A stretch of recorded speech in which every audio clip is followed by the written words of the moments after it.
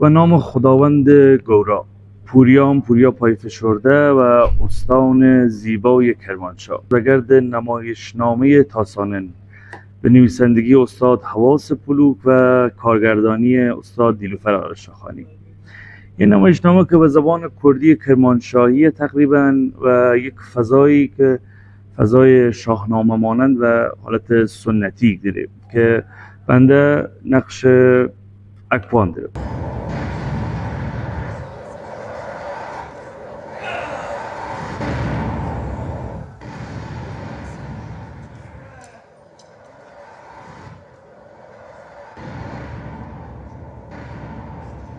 حدوداً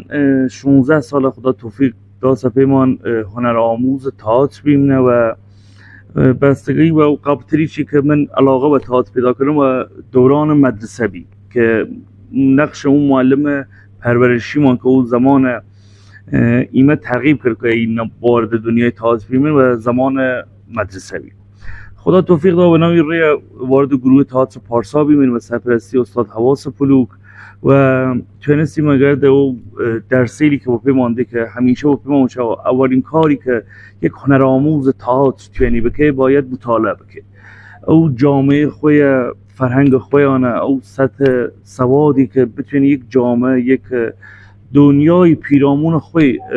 درک و ادراکی داشته احتیاج به یک مطالعه داره و ایما سعی کردیم کمیابیش این قصه استاد ما گوش بیم و پی برسیم. چون تئاتر اگر سواد نیاشتید به عنوان مثال اگر یک نقشی بازی بکنیم در مورد جامعه شناسی فلسفه‌ای که یک اطلاعات مختصر و اندکی حتی راجع به اون نقش ما پیدا بکنیم کنیم اون تئاتر زندگی بکنیم.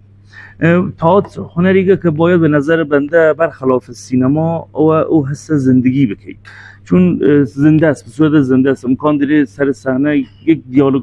جابجا و ولی بتونیم نقش بازی بکنیم کلا اون ریتم و دست ماشو ولی اگر زندگی بکنیم اون نقشی که داریم بتونیم زندگی بکنیم قطعا تونیم او ادامه اون نقش ما اگر باعث توپق یا چیزی بود بتونیم ادامه کنیم و مطالعه خیلی خیلی تأثیر داره که یک هنر آموزی که وارد این عرصه بود بتونه پیشرفت.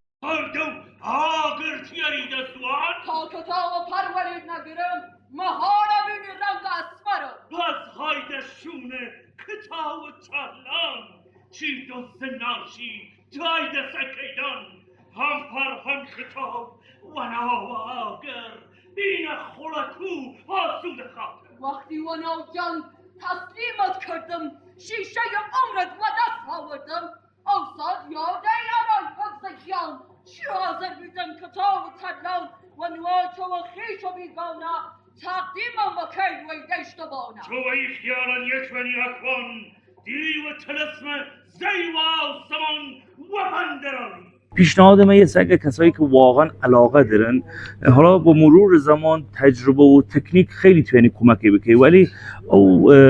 میزان سواد و او میزان درک و ادراکی که او نمایشنامه داره توانی کمکی بکنی. عنوان مثال اگه یک نمایشنامه داریم کار کنیم اگر نزانیم دیالوگی چه قصه‌ای داری کنیم عنوان مثال یک کسی که من فقط او دیالوگی داریم خوریم. پس پیشنهاد بنده است اگر کسی دوست داره وارد این فضا بود سعی بکنه در لابلای کاری که داری مطالعهش بکنه. حالا قطع خیلی که فقط صرف تئاتر بود چون توی فلسفه بخونه جامعه شناسی بخونه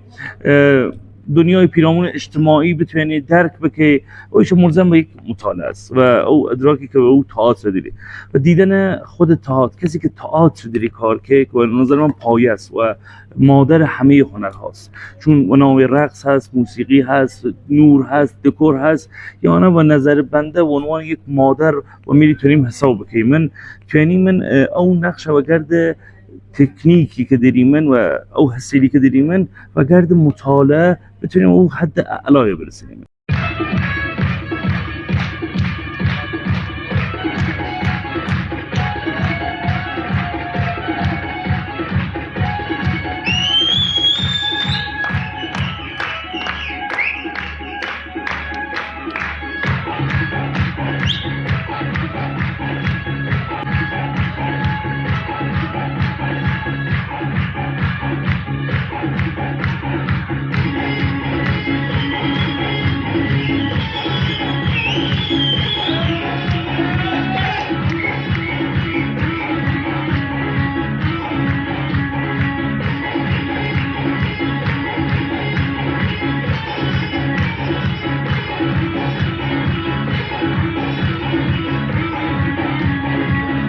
نوتیا خوبه هنرمندی که بتونه اولا درآمدی داشتی که تأثیر داره یا تأثیرش مختصر و پیدا باشم هنرمند نباید فرمایشی کار بکنه به نظر من. فرمایشی یعنی چی؟ یعنی من اگر فقط وابسته تئاتر بوم من به درآمدی آنچنان تئاتر در این حوزه ندیدن و من مجبورم خاطر امرار معاشم حتما او کاری که فرمایشی طور هست و باب دل خواهمیه، چون هنرمندی که تئاتر کار که او دغدغه فکر روز جامعه و نظر من و بل صحنه تئاتر تره خب یک کاری در لابلای داشته که من به درآمدی داشتیم و او کاری که انتخاب که من مناسب دغدغه فکری و ذهنی ما بود خیلی خوبه. شاید الان کسی باید جور تماشا بکنه بشه آقا تئاتر خیلی یا کلا سیستم هنر یه طوری که بچی من دویل کار بکنم من معروف بیمن و کلی چیز ده اینطوری نیه. واقعیتی است شاید که 1 سال 2 سال 3 سال حضور داشتیدان و فقط یک نقشه کوتاهی بتونین بازی بکنین و باید دلسرد نید ناامید نیدین، چون آوا باعث خودسازی و بو یعنی در لابلای او بازی سازی که حضوری که در او فضای هنر دارید یک تجربه ای کسب بگید که اگر یک فضا موقعیتی راتان پیش هات بتونین و نحو اصلا و انجام بدن. اگر هیچ پیشنهاد اومده اگر علاقه واقعا دارین هیچ وقت اونا و ریگه خسته نیدن و نظر بنده یه که با این تداوم داشتیدان در لابلای و